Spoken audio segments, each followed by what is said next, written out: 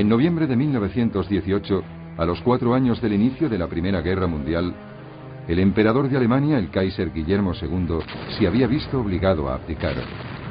Sus ejércitos estaban siendo progresivamente destruidos en una ofensiva implacable de las tropas británicas, francesas y norteamericanas. Su pueblo corría el riesgo de morir de inanición. Pero un mito peligroso estaba arraigando. Las tropas y los generales alemanes pretendían hacer creer que no habían sido derrotados en la lucha, sino que habían sido traicionados por sus propios políticos timoratos. Aún así, a las 11 de la mañana del 11 de noviembre de 1918, la 11ª hora del 11º día del 11º mes, la Primera Guerra Mundial tocaba a su fin.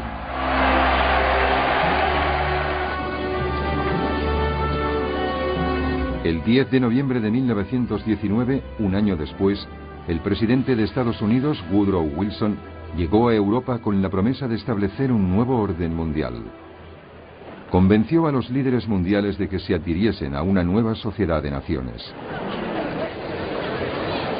En el Tratado de Versalles acordaron que a partir de aquel momento las disputas no se resolverían combatiendo, sino mediante debates en el seno de la sociedad.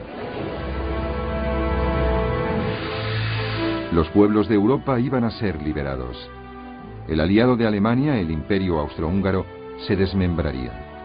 De este iban a surgir nuevas naciones: Austria, Polonia, Hungría, Checoslovaquia, Yugoslavia, Letonia, Lituania y Estonia. La propia Alemania quedó muy reducida. Pero este proceso contenía una bomba de relojería. No todo el mundo celebró el nacimiento de estas nuevas naciones. Algunas de ellas contenían minorías germanas importantes. Un día, el deseo de reunir a los pueblos germanos volvería a atormentar a Europa. El pueblo alemán, muy devastado ya por la guerra, sufrió una última humillación.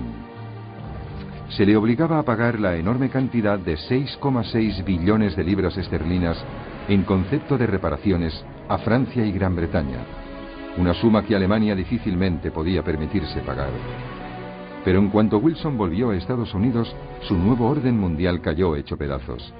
El Congreso norteamericano decidió que no podía arriesgarse a verse envuelto en otra guerra en Europa. Se negó a adherirse a la Sociedad de Naciones. Estados Unidos se replegó en el aislacionismo. Alemania era ahora una nación muy distinta.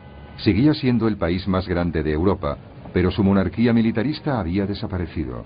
Se había convertido en una democracia.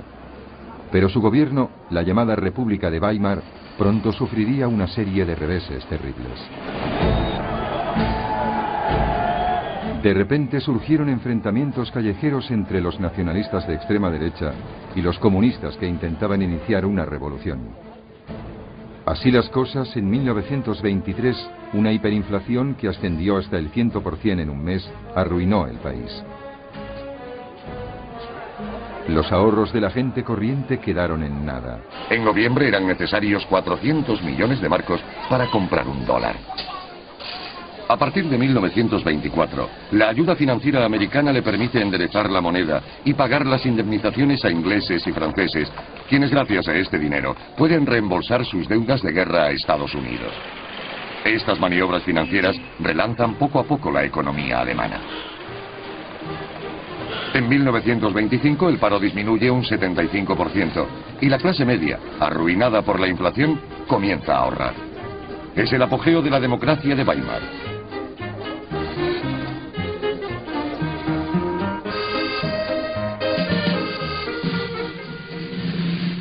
En la calle y en el Parlamento, la socialdemocracia se mantiene en el candelero. El ejército respeta al poder civil.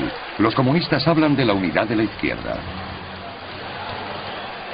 El Partido Nacional Socialista de Hitler, quien había apoyado la tentativa de alzamiento del general Ludendorff, solo tenía 14 escaños en el Reichstag.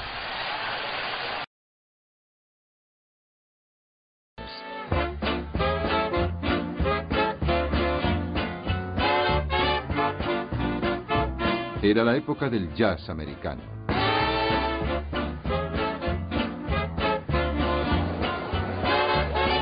Durante la década de 1920, la nación se había concentrado en explotar sus extensos recursos. Estaba viviendo un gran auge económico que parecía no tener fin. Se hacían grandes fortunas tanto en la industria como en los mercados de valores. Estados Unidos parecía estar sumido en una búsqueda creciente del placer. Con tales distracciones, las molestias cada vez más serias de Japón en el Pacífico parecían quedar muy lejos. Norteamérica había reducido drásticamente su ejército después de la Primera Guerra Mundial y había acordado un tratado de limitación naval con Gran Bretaña, Francia y Japón. De hecho, con este tratado cedía la superioridad naval en el Pacífico a los japoneses. Y entonces llegó la Gran Depresión.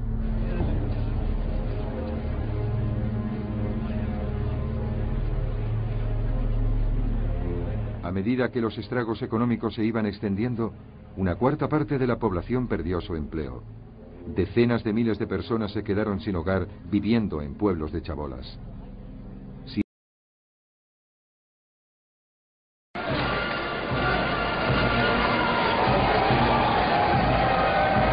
Inglaterra no reencuentra su posición como potencia mundial dominante, a pesar de las gloriosas apariencias de un imperio aún extendido por todo el planeta. Impulsados por la obstinación del gobernador del Banco de Inglaterra, Montagu Norman, los sucesivos gobiernos, entre ellos los dos laboristas de Ramsay MacDonald, se esfuerzan en restablecer el papel fundamental de la libra esterlina, devolviéndole su paridad con el oro de antes de la guerra. Pero mantener una libra esterlina tan fuerte exige tipos de interés muy elevados que asfixian la economía. El paro es crónico durante toda la década, afectando particularmente a las actividades industriales tradicionales, el carbón y la siderurgia, cuyo mercado, antes de 1914, era mundial.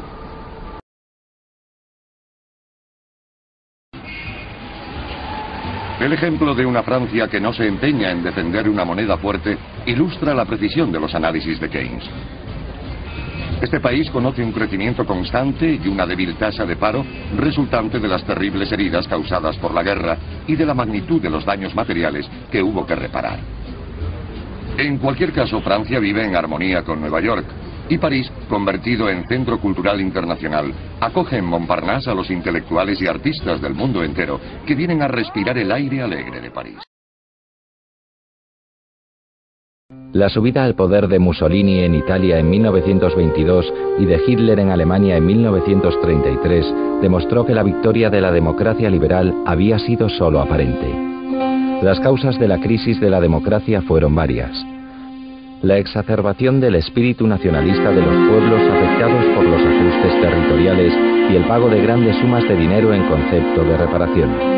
La crisis financiera del 29, que endureció la ya insostenible situación económica de algunos países que, como Alemania, acababa de sufrir una fuerte crisis, y las luchas internas por el poder en los estados nacionales de reciente creación, como Checoslovaquia o Yugoslavia, donde los grupos étnicos dominantes oprimían a las minorías nacionales. Lo característico de aquellas dictaduras es que eran nacionalistas, antimarxistas y a menudo antisemitas. Sus métodos fueron la prensa dirigida, la represión violenta de cualquier oposición política, la presencia de un líder carismático y el uso de la propaganda para persuadir a las masas.